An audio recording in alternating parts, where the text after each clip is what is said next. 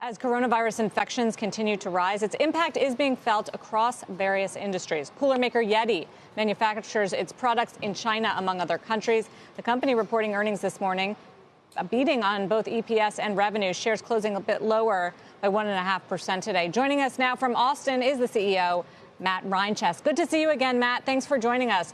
Just on the Thanks, coronavirus Sarah. point, tell us a little bit more about what you are seeing along the supply chain and how disrupted it's being in China right now. Yeah, what I'd say first and foremost, we're in very close contact with our team and our partners in China and focused on their safety and well-being. It is something we manage and track daily. We're starting to see progress as workers come back to the factories and factories start to come back online.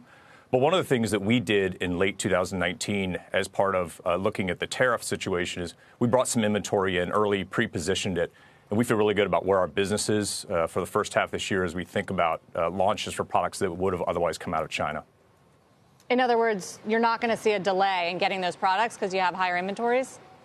What we have today is we have the product actually in our possession, and so we're able to support the demand that we see in the market.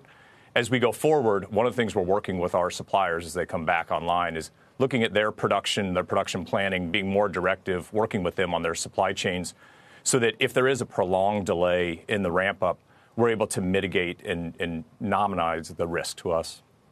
How much production do you actually have in China? How much of the overall business?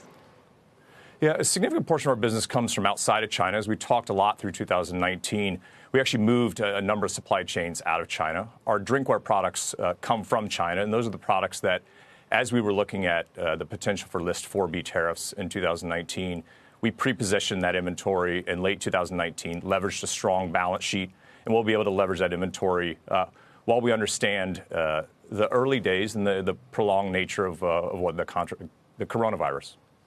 Right. So interesting. You're benefiting from getting ready for tariffs that aren't going to be put into place.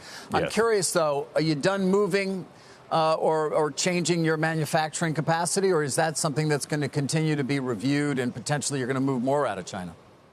Yeah, one of the things we look at is we look at our supply chain globally, holistically, and well before tariffs were in play, we look at the best place to manufacture the product to support our business needs. And that's an ongoing thing. It didn't stop with the recent decisions on tariffs. And so we continue to look at moving our global supply chain around to make sure it supports not only our domestic growth, but our international growth aspirations.